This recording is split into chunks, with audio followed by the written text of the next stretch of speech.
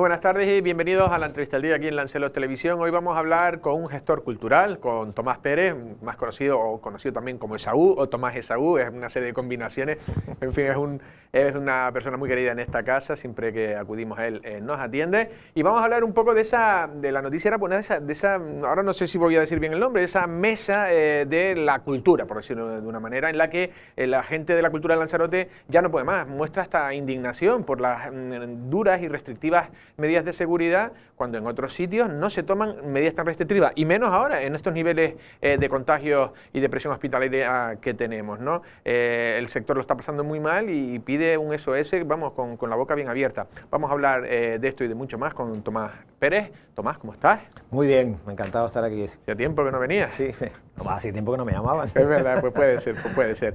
Tomás, tú formas parte, porque claro, me decías, no, yo no estoy en la mesa, pero formo parte, o sea, yo pertenezco, tú perteneces a la Asociación Profesional de la Gestión Cultural de Canarias, sí, que sí está. en esa plataforma no es de Lanzarote, es una plataforma de Canarias, la que ha hecho el comunicado, y es la plataforma que recoge a todas las asociaciones de carácter cultural que funcionan en Canarias. No están todas las que son, pero sí son todas las que están. Hay alguna asociación que todavía no se ha incorporado a esa plataforma, pero las que están sí son, pues son las asociaciones que representan a los técnicos de sonido, a los músicos de música clásica, a los músicos de otro tipo de música. Está Pie de Base, que es la asociación que representa a los profesionales de la danza. Estamos los profesionales de la gestión cultural, o sea, digamos que son muchos los sectores, no solo el artístico, sino el técnico, el de la gestión, que estamos incorporados en esa plataforma.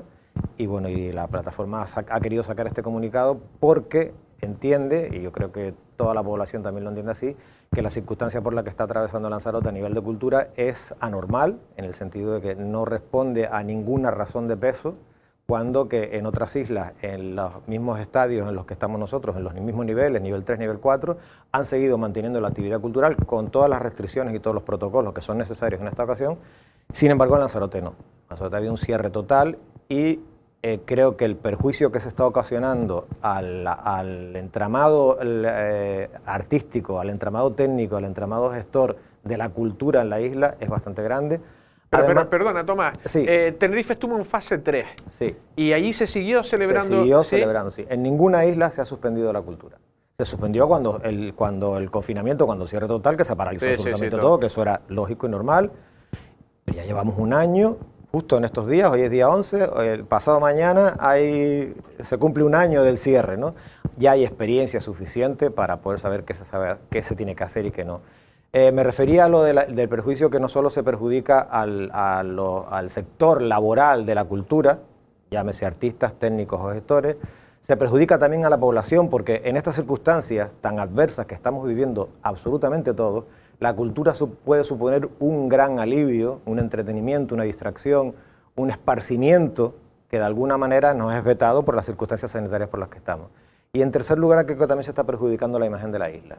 Esta es una isla de cultura, se nos llena la boca diciendo que tenemos un patrimonio cultural, paisajístico y artístico fenomenal, centros de arte, cultura y turismo de la isla de Lanzarote.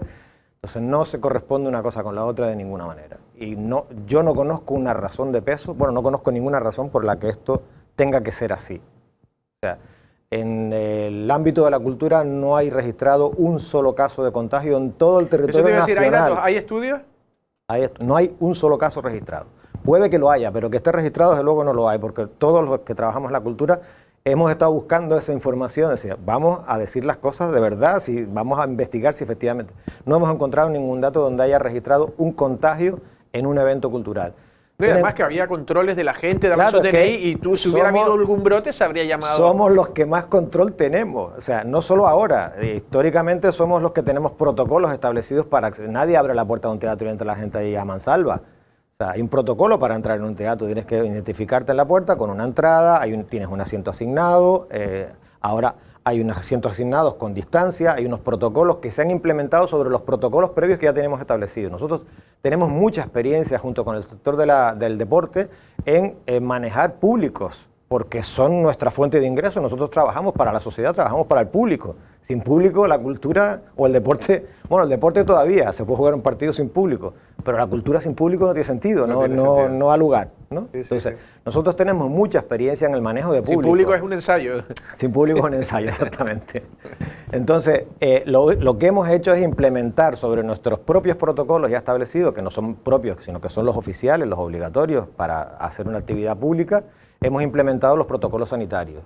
Entonces, yo creo que quien haya ido al teatro en los días en los que se pudo, habrá podido observar que se le pide a la gente que cumpla los protocolos, mascarilla, gel, las alfombras para cuando entres limpies los pies, la distancia, y cuando termina el espectáculo, primero que durante el espectáculo nadie se levanta ni nadie interactúa con nadie, como podríamos estar haciéndolo por ejemplo en un bar, que te levantas, vas al baño, saludas a alguien que llega. Eso no sucede en un espacio donde hay un espectáculo, un concierto, una sala de exposiciones o una obra de teatro, por poner por caso, ¿no?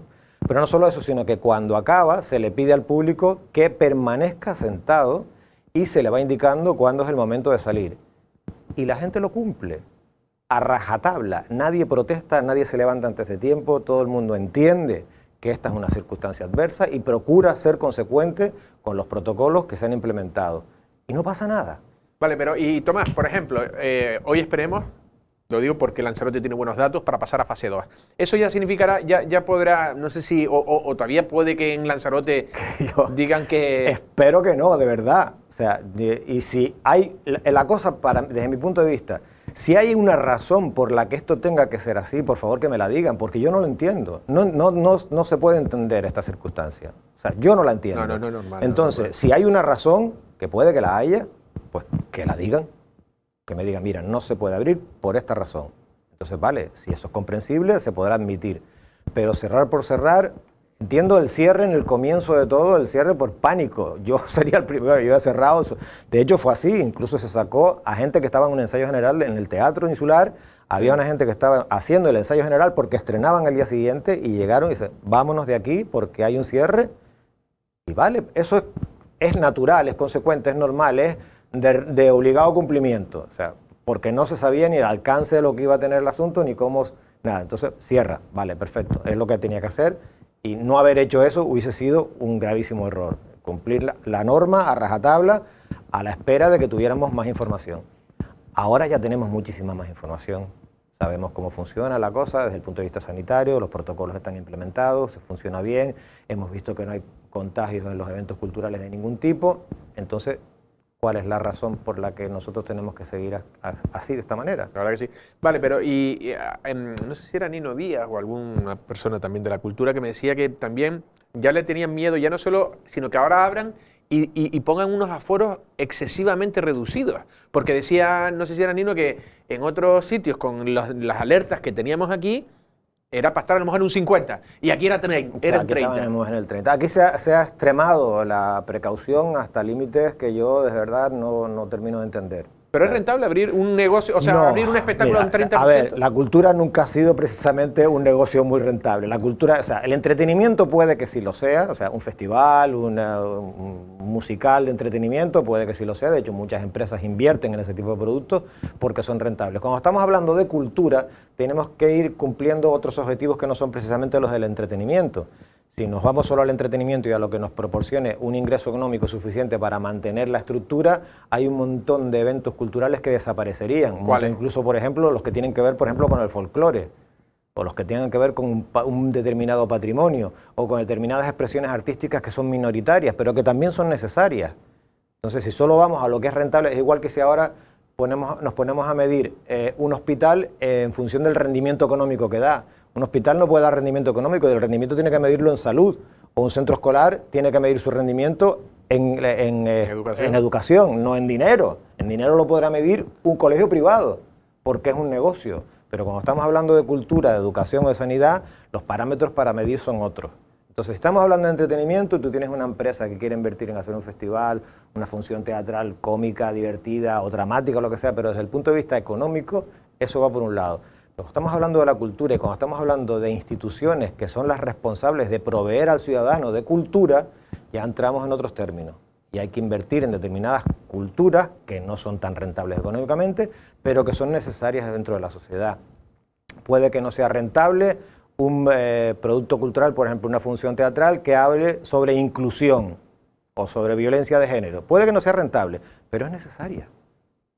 Porque las actuales circunstancias por las que estamos pasando con la violencia de género o con la inclusión o con cualquier otro tema o con el medio ambiente o cualquier otro tema. Perdona, una obra de teatro normal, una obra de teatro de las que hay en El Salinero, ¿esa la consideras tu cultura o entretenimiento? Porque no sé. Las hay de cultura y las hay de entretenimiento, indudablemente. Tiene que, no quiero hacer, yo creo que la cultura debe ser entretenida también. Sí, no quiero hacer desaparecer el entretenimiento. Claro. Tú y yo somos de los primeros que nos apuntamos en entretenimiento. Claro. Y aparte, la cultura, si además es entretenida, doble ración de bueno. Más llegará. Exactamente, ¿no? Muchas veces a través del humor se llega mucho más lejos que a través del drama, eso es así, ¿no? Pero la intención no puede ser la del entretenimiento, o sea, puede ser la del entretenimiento única y exclusivamente si es una inversión privada, vale, perfecto, tú apuestas por eso, pero pienso que desde el punto de vista de las instituciones públicas, siendo entretenimiento tiene que tener un plus de añadido cultural, un valor que aporte algo a la sociedad en su conjunto, aun siendo a través de la risa.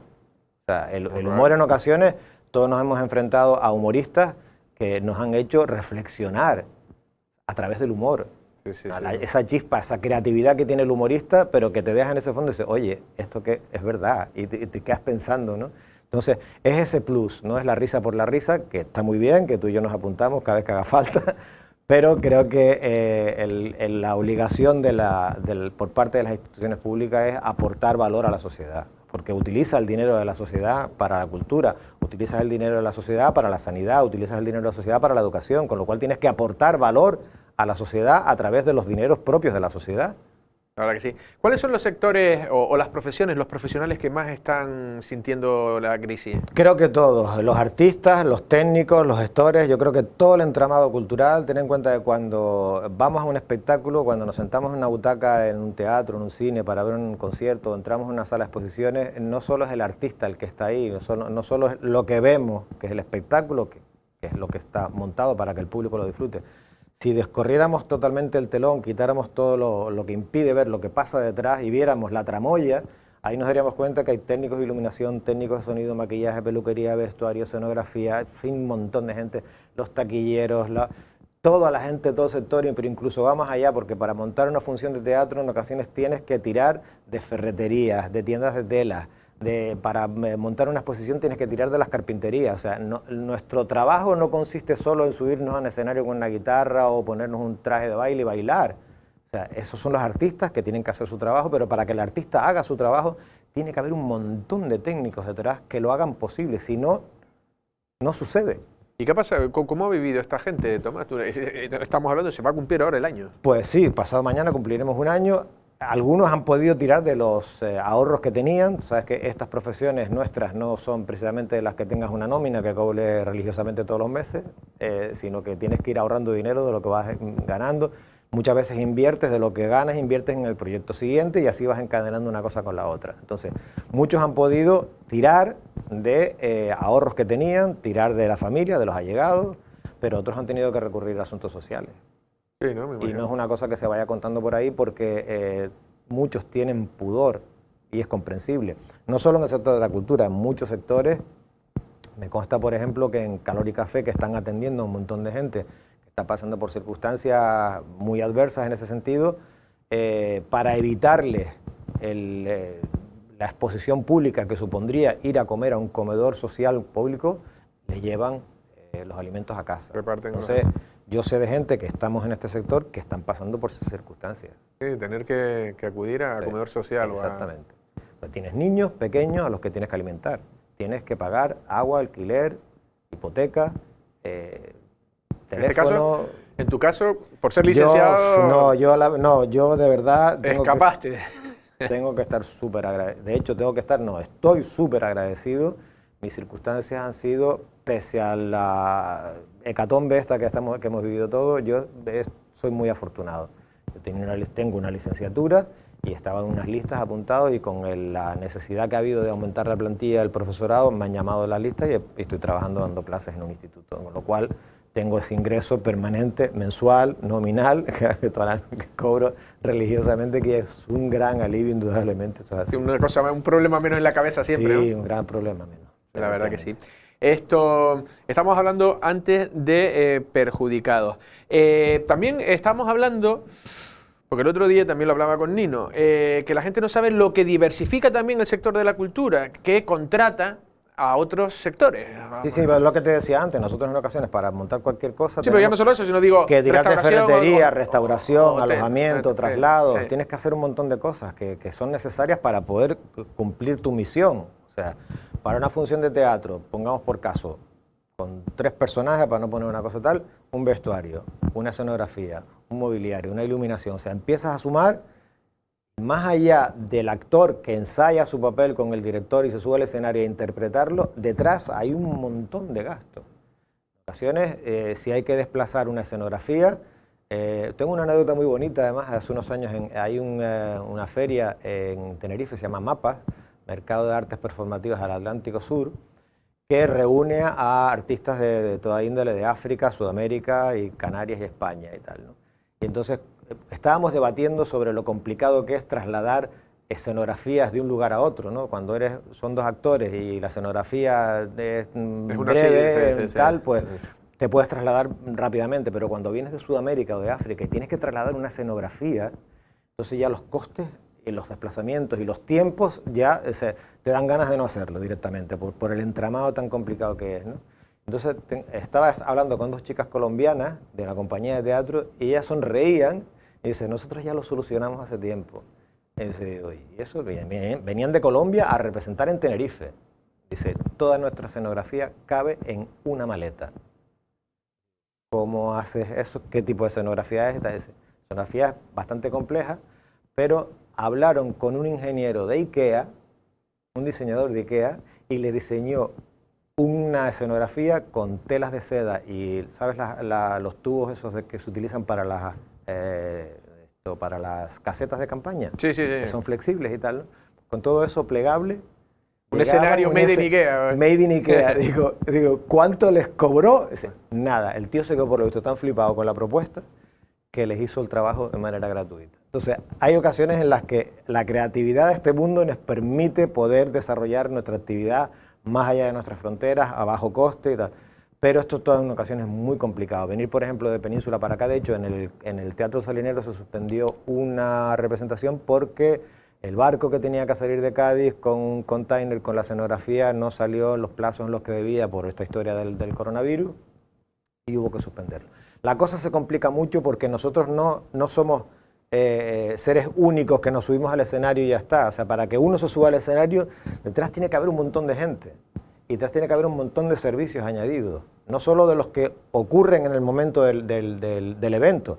Luz, sonido, ambientación, ¿vale? Sino que para que eso pueda tener lugar, ha habido que contratar carpinteros, pintores, electricistas para poder realizar la escenografía, el vestuario. O sea, todo va más allá. Aparte de que si la compañía viene de fuera, se aloja en hoteles de la isla, come en restaurantes de la isla, entonces se genera más actividad económica de la que en principio pueda parecer, porque parece que en principio la única actividad económica es la de la entrada que tú compras para acceder al espectáculo.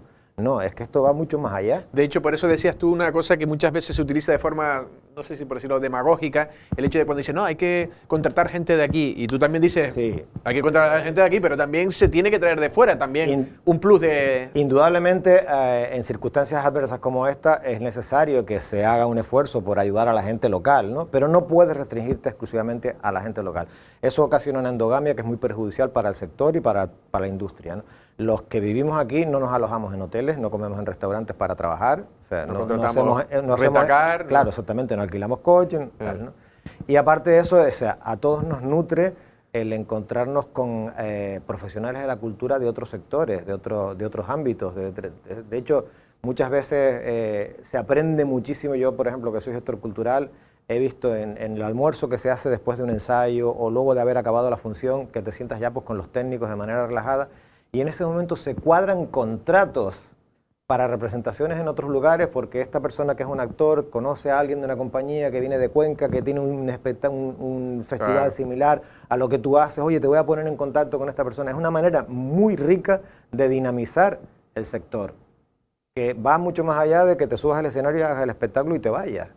Sí, sí, sí, O sea, sí. En esa visita ocurren más cosas que el espectáculo. Sí, sí, claro, es todo una rueda, ¿no? Y además, por otro lado, lo que dices tú, Canarias siempre ha sido una comunidad abierta por nuestra relación de puertos, porque siempre vino gente de paso a otros sitios, el puerto traía gente de todo tipo y nos convirtió Y en que gente abierta. hay lenguajes culturales que no están, el lenguaje del teatro, por ejemplo, sí tiene un idioma, pero el lenguaje de la música o el lenguaje de las bellas artes no tiene un idioma que nos impida acercarnos a otras comunidades, hablantes de otros sitios. Visitantes de cualquier idioma del mundo pueden asistir perfectamente a un espectáculo de danza, a un espectáculo a una exposición de arte, a un concierto de música. No hay límites en ese sentido, ¿no? Con lo cual la cultura tiene que formar parte indiscutible de nuestra sociedad, de nuestra actividad, del enriquecimiento no solo de la población, sino de quien nos visita. Vale. Tomás, última pregunta y breve, ya nos hemos ido de tiempo. ¿Cómo está ahora la planificación? O sea, por ejemplo, el almacén, el teatro y tal. ¿Tienen contratado a unos meses vista? O no? Vamos a ver, nosotros funcionamos mucho, en el sector funcionamos mucho por agenda. O sea, estas fechas las tienes cerradas con este evento en tal sitio, en esta isla o en Península, lo que sea, entonces tú vas tirando gente. Cuando todo salta por los aires, te cuento mi caso concretamente, en marzo del año pasado todo salta por los aires, una semana más tarde se cancela absolutamente todo y luego se vuelve a abrir con los protocolos, con las restricciones, entonces tienes que volver del punto de partida, o sea, vuelve a la casilla de salida, empieza otra vez a llamar a la gente a ver por dónde van, porque igual tenían otros compromisos establecidos, entonces a ver quién está libre y quién no está libre. Yo, por ejemplo, con la programación de música clásica, pudimos llegar entre los meses de noviembre y diciembre y 6 conciertos, que eran los de 6 meses, lo hice en 3 semanas. A 2 conciertos por semana, porque ya además estaba sujeta a una bonificación, a una subvención administrativa, y había que justificarla y no había tiempo corriendo. Entonces, buscando a gente que pudiera hacer el concierto, porque este no puede, el otro ya canceló, el otro tiene otra cosa en otro sitio, el otro aprovechó para irse a no sé dónde, a aprovechar el tiempo de otra manera y ya no puedes contar con él. Entonces, esto que me está pasando a mí, le está pasando a todas las administraciones y a todos los programadores. O sea, es volver a la casilla de salida, volver a coger la agenda, el calendario y empezar a llamar otra vez a uno por uno a ver quién puede y cuándo puede y empezar otra vez a programar. Con lo cual no va a ser que mañana se abra y no haya pasado nada. Quizás las exposiciones de arte que estén colgadas en las paredes de las salas de exposición sean las que de alguna manera más fácil lo tienen, porque es simplemente volver a abrir y siempre y cuando la exposición no estuviera contratada y había que desplazarla a otro sitio también. O sea, pero, por ejemplo, todo lo que son intervenciones teatrales, intervenciones musicales, todo lo que suponga un espectáculo y un traslado de gente, eso es otra vez coger la agenda y empezar otra vez a cronómetro a cero y empezar. Empezar de nuevo. Pues la cosa no pinta muy bien para el sector cultural. Yo no me quejo en ese sentido, porque es nuestro trabajo, es lo que nos gusta hacer, somos muy afortunados de poder hacerlo. Tenemos todos esa gran conciencia de que prestamos un servicio público de calidad y necesario, y si hay que volver a la casilla de salida, se vuelve, no pasa nada, ya estamos acostumbrados, somos los reyes de los imprevistos, o sea que no, pues en ese sentido, casilla de salida. Tomás, ha sido un verdadero placer, muchísimas gracias. Gracias a ustedes, como gracias. Bueno, ya han escuchado a Tomás Pérez, a Tomás Esaú, como se le conoce también, gestor cultural que bueno, ha contado, ha hecho un diagrama perfecto, una radiografía de cómo el sector ha ido a cero y ahora volver a moverlo va a costar, pero bueno, como dice, este sector está acostumbrado a esto, ¿no? A estas idas y venidas y también como esa inestabilidad incluso económica, ¿no? La verdad que nosotros en esta casa desde el principio hemos apostado por la normalidad. Y lo que dice Tomás es una verdad como un templo. Ahí no ha habido contagios. En la cultura no ha habido contagios. Ha habido contagios en las fiestas en las casas, en determinados sitios. Ni en el deporte tampoco ha habido. Entonces, la cuestión es también un poco de sensibilidad por parte de los dirigentes y saber que realmente, si no hay contagios, pues vamos a tirar para adelante, porque si no, esto se nos puede poner a todos muy complicado. Nosotros, sin más, nos despedimos. Pasen una feliz tarde.